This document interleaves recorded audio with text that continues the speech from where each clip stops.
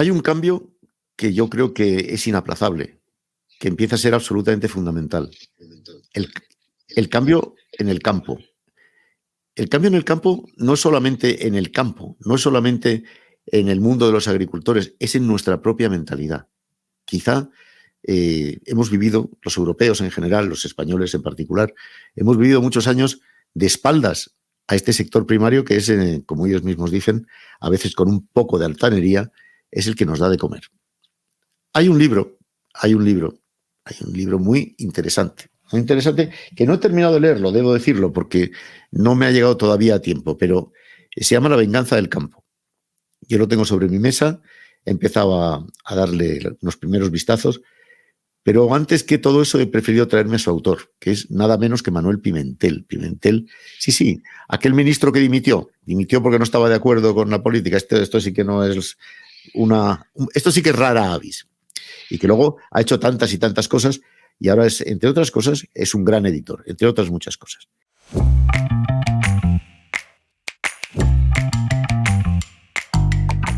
Señor Pimentel, don Manuel, ¿qué es la venganza del campo? Primero, muchas gracias por la invitación, muchas gracias por abordar este tema que es muy importante. La venganza del campo es una figura alegórica con connotación bíblica, pero que encierra una honda realidad, ¿no? Si una sociedad se olvida del campo, se olvida de las personas que producen los alimentos, al final el campo se va a vengar como lo ha hecho desde tiempo bíblico, con menos alimentos en los mercados y, por tanto, para los ricos se subirá, para los europeos la alimentación va a continuar subiendo de precio, y ya ha subido mucho, y para los pobres pues puede suponer crisis alimentaria, ¿no? Es reversible, pero a día de hoy todo apunta porque la venganza del campo va a continuar teniendo forma. Bueno, una de las formas puede ser esas tractoradas que de alguna manera colapsan nuestras carreteras, ¿o no? Esa tractorada es un símbolo, además, fíjate, muy curioso, ¿no? Es primero una tractorada en toda Europa, por tanto, y donde hay gobiernos de izquierda, de derecha, no tienen una componente política, es algo telúrico, que sale de abajo, es un mundo que grita desesperanza, ¿no? Que se muere y que no quiere morir. Por tanto, la tractorada hay que enmarcarla con esa corriente de fondo que indica que el campo, algo no hemos hecho bien entre todos, y si te parece, a lo largo de la intervención podemos ir viendo que manifiesta, ¿no? Y fíjate, cuando hablas de cambio, yo creo que hay tres tipos de cambios posibles, ¿no? Uno es un cambio de ciclo muy importante en la configuración de los precios de los alimentos, que van a pasar de ser los muy baratos históricamente a tener bastante más peso en nuestra cesta de la compra. Es un cambio que tiene mucho que ver con globalización y geopolítica, y también ese cambio en la mentalidad de los europeos hacia los alimentos, y un tercer cambio, sin duda ninguna también, el que va a tener que afectar pues a la propia agricultura, agricultores y ganaderos, que también, como cualquier otra actividad, están sometidas al rigor de la evolución permanente. Vamos a verlo por pasos. La sequía, dice, hay un cambio de ciclo. Claro, hay un cambio de ciclo porque, entre otras cosas, a lo mejor hay que empezar a cultivar otras cosas que necesitan menos agua, porque la sequía es un hecho. El cambio climático es un hecho, ¿o no? Bueno, el cambio de ciclo, demos por bueno que hay cambio climático o no, pero no, independientemente de ello, ahora estamos en sequía, ahora está lloviendo, volverá la sequía o no, hay algo más de fondo que eso, mucho más. La sequía, no cabe duda que le ha pegado, ha habido menos cosechas estos 2 últimos años y evidentemente eso ha subido los precios, pero hay algo mucho más de fondo, que es igual, y me voy a permitir explicarte el por qué hemos llegado hasta aquí. Esto tiene además fecha muy marcada el ciclo anterior. El ciclo anterior empieza en el 89, cuando cae el muro de Berlín. A raíz de ahí se abre la globalización, y la globalización supone, como bien sabes, pues quitar aranceles, quitar aduanas, y que los recursos se asignen donde son más eficientes. La industria se va a China y la agricultura pues se va a donde hay tierra, cultura, y se abarata. Eso inicia un proceso de abaratamiento de manufactura y materias primas que dura pues, hasta el 2020, por decir una fecha cerrada. Si a ese hecho de globalización que abarata importaciones le unimos que la distribución, la gran distribución, parece que fue ayer, pero la primera hipermercado abre en España a finales de los 70. Se han configurado hipermercados, grandes cadenas de supermercados, que tenían mucho poder de negociación frente a una oferta débil. De agricultores, pues la combinación de una cadena de distribución muy fuerte y globalización hizo que del 2000 al 2020 los europeos disfrutáramos de la alimentación más barata de nuestra historia. Jamás nos resultó tan barato comer. De aquel 40 y tantos por ciento a principios de los 70 a menos del 15 en estas 2 décadas del cesta de la compra. Si no valorábamos la alimentación, además desapareció de las encuestas. La sociedad urbana, eminentemente urbana europea, no se preocupó por la alimentación y, por tanto, y era lógico, no nos preocupábamos de quienes la producían. Al mismo tiempo, empezaron a haber pues, valores nuevos, muy positivos, medioambientales, de sostenibilidad, bueno, que configuraban tal. Una sociedad urbana que no le preocupa la alimentación y sí le preocupa mucho el medio ambiente, fue legislando. ¿Y qué tipo de legislación hacía? Pues toda y cada una de esas normas en todo y cada uno de los países siempre limitaban, restringían y encarecían la producción agraria. El cambio de ciclo se produce cuando Trump y Estados Unidos deciden que China está ganando y empiezan a poner aranceles por aquí, aduanas por aquí, geopolíticamente guerra, y esa globalización ya no es tan perfecta. Se produce un desajuste y los precios de lo que importamos empiezan a subir. Y nos encontramos que lo de fuera sale más caro y lo de dentro hemos desmantelado en gran parte o en una parte significativa nuestra capacidad productiva. Moraleja, la venganza del campo se produce y ya has visto que una cesta de la compra que estaba entre 125 y 150 euros el carro hace 2 años y medio, ahora está en 250 y sigue subiendo. Es verdad que no al ritmo de estos meses anteriores, pero sigue subiendo un 5% en la última datos de IPC oficial. Esta es la situación que ha hecho que los agricultores primero fueran ignorados por la sociedad y después considerados como enemigos del medio ambiente y maltratadores animales. La PAC fue la chispa que saltó y si te parece pues los abordamos cuando quieras. Sí, pero déjame que lo enfoque provisionalmente desde otro asunto. Es verdad, la inflación ha caído como una bomba sobre la cesta de la compra y sigue cayendo, dicho sea de paso. Eso hace que la gente compre otro tipo de productos alimenticios. Eso hace que, por ejemplo, los alimentos procesados ganen terreno sobre... eso significa un cierto mayor riesgo para nuestra salud, para nuestros corazones. Ya no estamos en la sociedad del hambre, estamos en la sociedad de la sobrealimentación inadecuada, a lo mejor. Eso tiene que ver también con la venganza del campo, porque es una venganza indirecta, ¿no? Pero está ahí, ¿o no? Sí, claro. Tú fíjate, por eso digo, de la sociedad europea debemos reflexionar qué es lo que queremos. Los productos frescos, como sigan así, se van a hacer productos para ricos, porque se van a poner, o están ya caros y se van a poner mucho más caros. Por tanto, si los productos frescos son muy caros, hay que utilizar los procesados y demás, que son una alternativa más económica, pero evidentemente menos saludable. Tú fíjate el debate que tenemos continuamente en España y otros países europeos, pero en el centro en España, que como tú sabes es la huerta no solamente de España, sino de toda Europa, el Levante español. Almería, Murcia, Alicante, que tú conoces muy bien. Bueno, aquí tenemos, por ejemplo, el famoso tema de los regadíos, de los trasvases. Yo oigo el a portavoces criticar abiertamente los regadíos, los trasvases, para acto seguido decir que la fruta y verdura fresca está carísima. Claro, aquí como sociedad tenemos que decidir qué hacemos, ¿no? Uno, si regamos vamos a tener verdura y por tanto será barata. Si no regamos no vamos a tener verdura y hortalizas y van a ser caras. Lo que no vale es no regar y querer fruta y verdura barata. Eso no funciona, no funciona. Y como sociedad tendremos que pensar qué queremos hacer.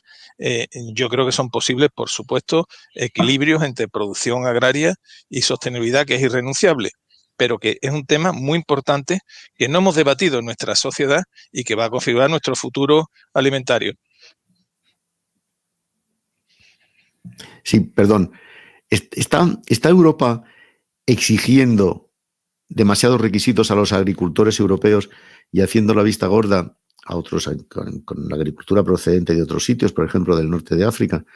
¿Hay una sobreregulación, una superregulación, una suprarregulación en productos alimentarios? Dictada por Europa, quiero decir. Esto en el ensayo La venganza del campo lo voy contando, como ha ido pasando, no por maldad de nadie, aquí no es una historia de bueno ni de malo, pero la sociedad europea y la propia sociedad, ¿no? Porque esto lo han hecho gobiernos tanto conservadores como socialdemócratas, es decir, han ido alternando si las políticas han sido las mismas. En el fondo, el inconsciente colectivo de los europeos, ¿qué quería? Pues quería un campo de los europeos para pasear. para pasear en paz y le molestaban las granjas, los regadíos, los invernaderos, le molestaban. Y hemos hecho todo lo posible por ir limitándolo y complicándole la vida. Y al mismo tiempo que queríamos ese campo para pasear, los alimentos decíamos eso, que lo produzcan otros por ahí, que no vamos a preguntar mucho ni siquiera cómo lo hacen, ¿no? Claro, estábamos dando la llave de la despensa a terceros países. Era un sinsentido, pero bueno, es lo que llevamos haciendo tiempo sin que haya habido un consenso, porque los agricultores prácticamente fueron excluidos. En esto han participado otro tipo de intereses legítimos, pero no lo hay. A día de hoy, pues evidentemente exigimos mucho más a los productores europeos que lo que le exigimos a países de los cuales importamos alimentos. Europa no debe ir a fronteras cerradas. Nosotros tenemos que tener fronteras abiertas, y máxima España, que es un país netamente exportador. Pero, una vez dicho eso, porque si fuéramos a fronteras cerradas, los precios ya se multiplicarían, serían ya absolutamente prohibitivos para las clases medias y populares. Pero claro, queremos fronteras abiertas, o en mi modesta opinión, con transparencia y con las mismas reglas de juego para todos. Esto que es muy fácil de decir, no es tan fácil de hacer, porque algunos países del norte europeo, netamente importadores, bueno, pues no le interesa tanto esta reciprocidad, ¿no? Y mi modesta opinión, que ahí sí tienen razón los agricultores cuando dicen que a esos terceros países que pues les permitimos que introduzcan sus mercancías aquí, pues no se les exige los mismos rigor y exigencias sanitarias que las nuestras. Hablamos de cambio, seguramente yo lo decía al principio, hay que procurarnos todos un cambio radical de mentalidad con respecto al campo. Sí, es verdad. El campo, el urbanita como yo, se deleita paseándolo y dice, oh, qué verde está el campo, es verdad, y no nos damos cuenta de que el campo tiene que tener un tratamiento especial. No deberíamos cambiar nuestra mentalidad, no solamente los gobiernos, sino los ciudadanos, los consumidores, de manera tal que, por ejemplo, pues no consumamos productos fuera de temporada o consumamos preferentemente productos de temporada. No aceptemos tan fácilmente esos alimentos procesados que no son buenos para la salud. Nos rebelemos, fíjese lo que le digo, nos rebelemos ante determinados avances en la industria alimentaria, como pueden ser, por ejemplo, esas carnes procesadas de laboratorio. Claro, ahí ya hay una cultura del consumidor, que no cabe duda que lo prudente es ir a una alimentación de temporada, porque favorece a los agricultores cercanos, el producto está mucho más fresco, hay mucho ahorro energético en transporte, en fin, hay muchas serie de ventajas, y por tanto eso sería, además es más bonito, ¿no? Entras con los ciclos, hay variedad de alimentos a los años, introduces una cierta cadencia, si quieres, alimentaria, que no cabe duda que es positiva. Eso está muy bien. Los procesados, coincido contigo, el tema lo va a marcar mucho el precio de la alimentación. Ya te digo que ya está en un carro en lo que está, y si sigue subiendo, pues muchas clases medias y populares le vaya apretando. Todavía estamos muy lejos de lo que pesaba la alimentación décadas atrás, pero claro, como la vivienda, la comunicación y otros rubros han crecido tanto, claro, que la alimentación vaya tomando cuerpo, pues duele mucho, ¿no? Y parte de esos hábitos serán de libre elección, como por ejemplo los productos de temporada, y otro va a venir muy marcado por el coste. Pero no cabe duda que la educación alimentaria es parte del bienestar de la sociedad y desde luego de su salud. Estamos ante el fin del chuletón, por ejemplo. Son visionarios algunos políticos que declaran que de pronto pues esto de las vacas son contaminantes y, oiga, mejor que los creemos en laboratorio o que comamos otra cosa. Insectos, por ejemplo. Ahora se está poniendo muy de moda esto de comer insectos. Bueno, yo personalmente estoy abierto a cualquier alternativa que suponga, en fin, de crear nuevas fórmulas de alimentación, siempre que se le exija, por supuesto, los mismos criterios que lo que hay. Pero el chuletón goza de buena salud, la carne goza de buena salud, la especie humana, que es omnívora, precisa de proteína animal, si no enfermamos. Yo tengo amigos vegetarianos, en fin, y es una cosa perfecta, nada que añadir y súper respetable, pero para la mayoría de la población precisa esa proteína animal si quiere tener una alimentación sana y no enfermar. Yo por eso creo que, aunque haya una minoría muy influyente que está en la línea de castigar, poner ese atributo moral de que comer carne es pecado, de que comer carne es malo, yo creo que esa batalla no la van a ganar. Primero, porque moralmente comer carne no es malo. Es decir, aquí hay algo de especie, algo antropológico profundo. Igual que un león no comete un pecado cuando se come una gacela, ¿verdad? Va en sus seres, que no puede, necesita esa proteína. Nosotros, como especie, también precisamos proteína animal. No hacemos nada malo cuando criamos, como venimos haciendo del Neolítico o cazamos desde el Paleolítico y comemos animales. En fin, y en cuanto es más complicado, fíjate, yo los insectos lo veo perfecto.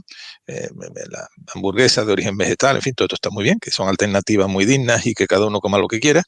El tema de la carne sintética, esta que se hace por reproducción de células madre en bioreactores, muy minoritaria, solo aceptada en algunos países, súper cara, carísima a día de hoy, y de, en fin, de una salubridad ya veremos. En todo caso, a mí que también lo contemplo como una posibilidad legítima, oye, y al final el consumidor elegirá y no tengo ningún tabú. En fin, creo que no es bueno el sonsonete moral que aplica, ¿no? Diciendo que esa carne es sostenible, mientras que una ternera no lo es, ¿no? En fin, eso sería objeto de un debate mucho más profundo, porque yo personalmente creo que, de hecho, es mucho más sostenible la ternera que esos grandes laboratorios de carnes sintéticas. Habíamos hablado de 3 grandes cambios. Habíamos hablado de un cambio de ciclo, digamos, el cambio en el sistema de alimentación, en las costumbres alimentarias. Hay un tercer cambio, naturalmente, que es en la propia agricultura. España, por ejemplo, es un país que tiene distintos climas. Hay sitios que pueden albergar un tipo de agricultura que otros sitios no pueden albergarlo de ninguna de las maneras. La España vaciada, la España un poco agreste, seca, esa España está condenada desde el punto de vista agrícola, naturalmente, desde el punto de vista de la venganza del campo. La primera venganza del campo es de esa España vaciada. ¿Qué tipo de agricultura vamos a tener en el futuro? Mira, hay cosas que las cartas están marcadas y que debemos conocer. Primero, yo creo que se va a dar el ciclo nuevo, los precios de los productos agrarios van a subir, ¿vale? Igual que han estado 20 años bajando, van a empezar a tomar valor, con lo cual resultará. Otra realidad es que cada vez tenemos menos tierras fértiles en el mundo, y por supuesto en España, porque el desarrollo urbano se construye en centros comerciales, urbanizaciones, hospitales, colegios, paneles solares, en fin, carreteras. Cada vez hemos perdido millones de hectáreas de tierra fértil, y las ciudades están justo en los valles de los más fértiles, y eso hace que en menos tierra tengamos que producir más alimentos, porque la población mundial sigue creciendo. Eso significa, y es puramente numerador y denominador, que hay que producir más por hectárea, con lo cual hay que intensificar la inversión, hay que regar, hay que hacer una serie de cuestiones a buen seguro, y si no queremos verlo, pues los alimentos subirán y subirán y subirán. La agricultura, por tanto, se va a tener que automatizar y mecanizar de una forma importante. Eso va a atraer a gente joven. Si tiene renta, si la alimentación vuelve a ser una preocupación de la sociedad y, por tanto, se preocupa, adquirirá prestigio, y todo lo digital y tecnología traerá. El problema no va a ser tanto de los técnicos. La escuela de agrónomos, por ejemplo, yo dice agrónomo, vuelve a tener números clausos, es decir, tiene nota de corte, llevaba años sin tenerla. El problema mucho más va a estar en la mano, en los operarios, en las manos de primera línea, que con nadie va a ser muy complicado, ¿no? Y va a haber una sustitución por la máquina. En la España vaciada, hay parte de la España vaciada que podrá tener en secano. Bueno, si hace economía de escala, a raíz de cooperativas, se unen o adquieren, podrán tener una parte de su futuro será renta agraria, y las zonas ya más de montaña, ¿no? Probablemente pues pasen a configurar un espacio natural. Pero sí creo que la agricultura, tanto en la España vaciada, como dices, o en las zonas más fértiles, tienen también mucha tarea que hacer, porque en el fondo se trata de producir más alimentos en menos tierra, y además, porque esto es irrenunciable, hacerlo de manera sostenible. Y eso es un equilibrio que tenemos que hacerlo, que tecnológicamente es posible, y es un gran reto para la sociedad y para los agricultores. Yo no sé si has visto una película que en su título original era Soylent Green. No sé si te suena. Es una película de Charlton Heston, muy bien dirigida, tuvo gran éxito en su momento, en la que la gente, es una película de carácter futurista, la gente se alimentaba de pastillas.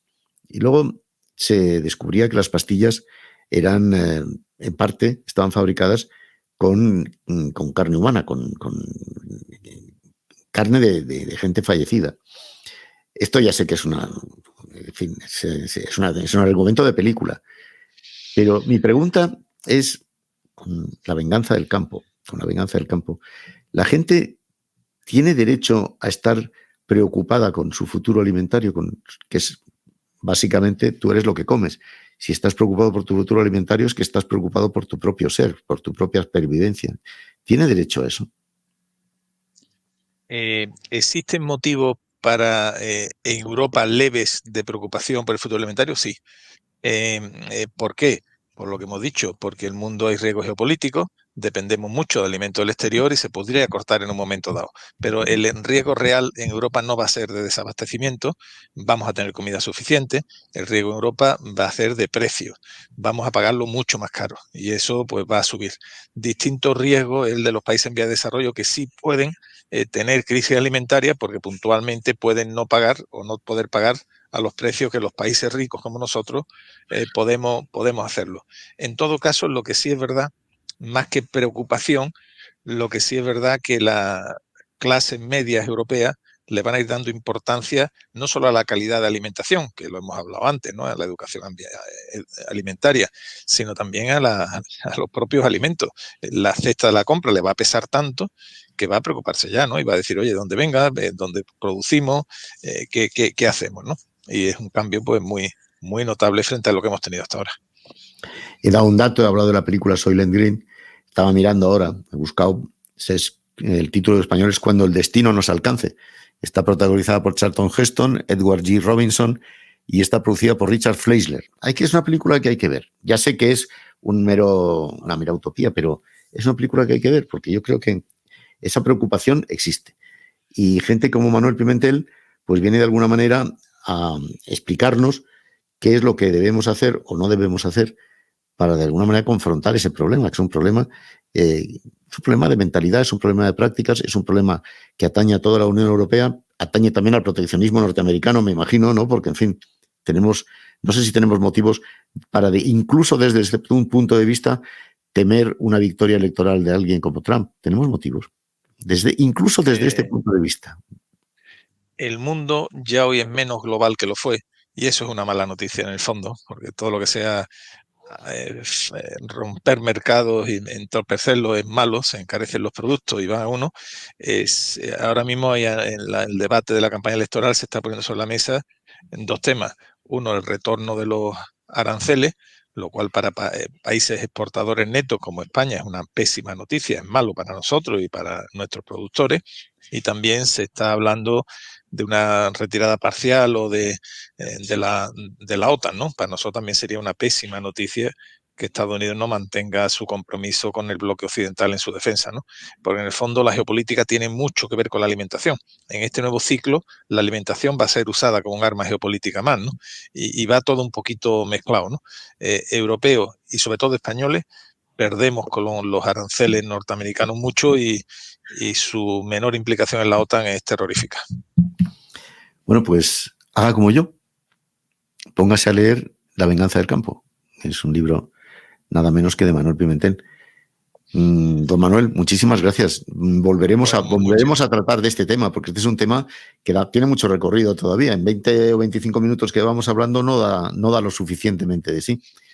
Pero pues enhorabuena. Muchísimas gracias. Además que pongas tu ojo crítico en un tema hasta ahora muy olvidado, pero que va a adquirir mucha importancia. Muchísimas gracias. Olvidado, pero cualquiera se olvida de ir con los tractores en la calle. Pero bueno, y además con gran simpatía por parte de la población, lo cual es más curioso todavía. Un saludo y un gran abrazo, Manuel. Muchas gracias. Un abrazo.